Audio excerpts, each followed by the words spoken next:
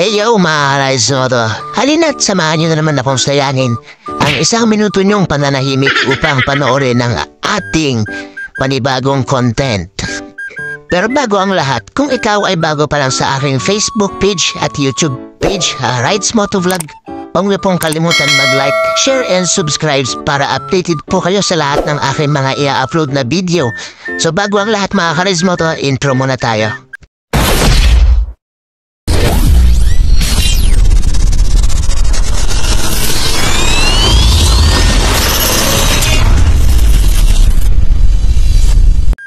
So yun na mga Rides Moto, sa mga nagtatanong kung nasaan tayo ngayon is nandito lang naman tayo sa may Bustos, Bulacan upang gumawa na naman ng panibagong content. Siyempre, hindi ko gagawin tong video na to kung hindi kayo magiging interesado.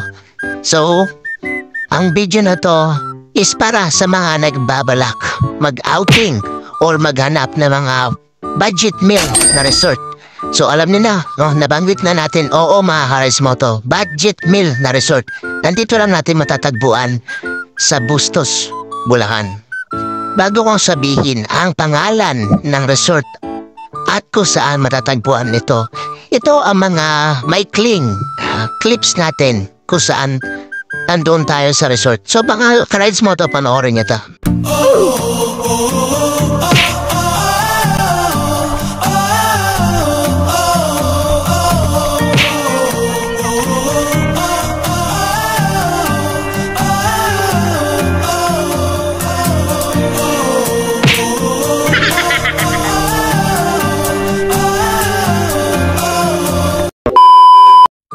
Nakita nyo mga Rides Moto kung paano sila nag-enjoy at kung gaano sila kasaya sa resort na aming natagpuan dito malapit sa Bustos, Bulacan.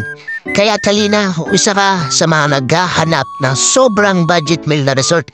Ito na ang bagay para sa inyo, mapamilya man o barkada. Halika't samahan nyo ko at ituturo sa inyo kung paano pumunta sa resort na iyon. So eto na nga mga Rides Moto, kung kayo ay nanggaling sa terminal ng Plaridel is nasa bandang kanan nyo ang lusutan patungo sa resort natin na tukoy ko sa video. At kung nanggaling naman kaya dito sa Pabustos is nandito naman sa bandang kaliwa nyo yung lusutan. So ipapakita ko sa screen or ika-capture natin kung ano nga ba ang patandaan na malapit na kayo sa lusutan papuntang resort.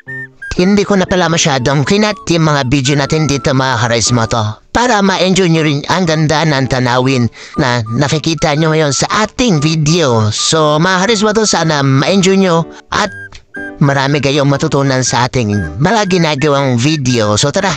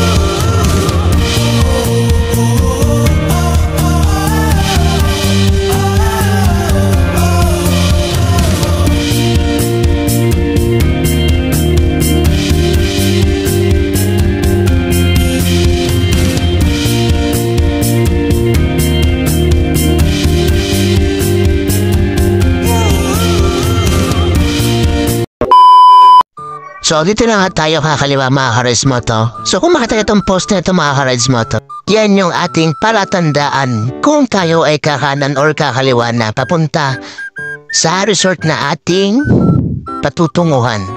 At dahil hindi natin medyo kabisado ang daan patungo sa resort, hihingi tayo ng tulong sa aking kaaway na si Waze. Waves, nasa na ba tayo? Wait. 20 metro sa dulo, kumanan kang babaero ka, nasa Robinson Pioneer na tayo. Robinson na. Wala na Robinson, giba na oh. Anong wala na? Itatayo ulit yan. Kaya malapit na tayo. Kakanan ba tayo? Sinabi ng kumanan, sinabi ko na kanina, hindi ka ba? Okay, kanan. Magaling mo talaga, Waves. Talagang magaling ako, ikaw lang naman ang hindi. Ayusin mo ang pagliko mo, bobo ka pa naman. 10 metro sa dulo, kumaliwa ka papunta sa kabit mo. Uy, gagi. Kaliwa ka dyan. Walang kaliwa dyan. One way yan eh. Anong wala? Diyan nga ang bahay ng kabit mo. Uy, wala ako noon. Loyal ako. Loyal mo mukha mo, wag ako.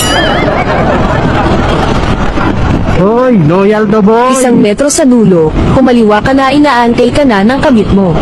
Uy, wala ako noon. Ang kulit mo.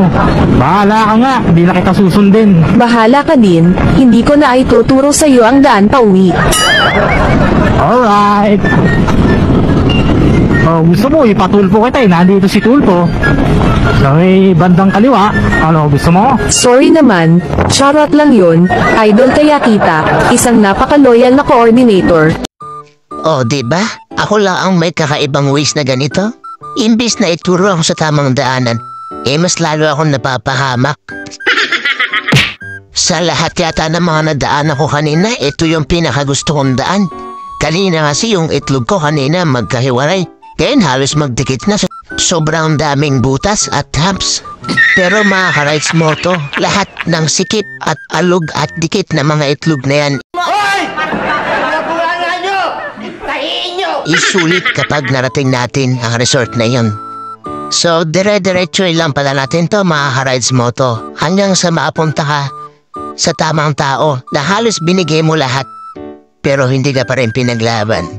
Sheesh! Sana all. Siyempre, joke lang yan mga ka-rides mo to. Kasi ako binigyan na ako ni Lord eh. Kaso laging tama. Okay na yan kaysa lagi ako yung tamaan.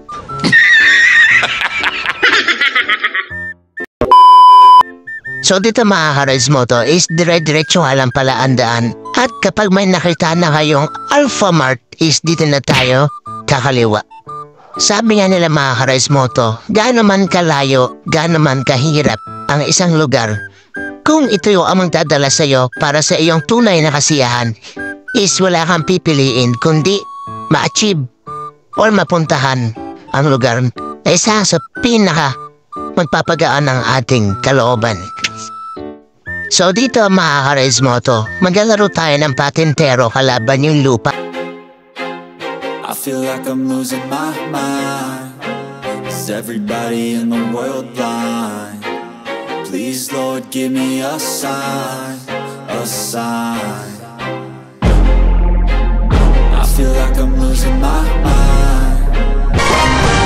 You're my sweetest addiction. You're my strongest inspiration. And I love you.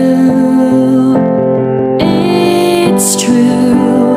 There's no mountain I could not climb as long as you are mine. And I thank you for being you. Dito mga ka-rides mo to is dire-diretso lang natin tong kalsada na to and nasa bandang kaliwa natin yung resort na sinasabi ko. Oh shit! Oh shit! Di ako na-inform na meron palang lady guard dito. A few moments later. Andito na nga pala tayo mga ka-rides mo to sa resort na sinasabi ko. And ang pangalan pala ng resort na to mga ka-rides mo to is ang Kizzy Farm and Private Resort. Mga ka-rides mo to ang kanilang Facebook page. Message na lang sila mga ka-rides mo to sa mga gustong magpa-book or magpa-reserve ng kanilang resort. Tingnan niya mga ka-rides mo to. Enjoy na enjoy yung mga bata. Ay mga piling bata.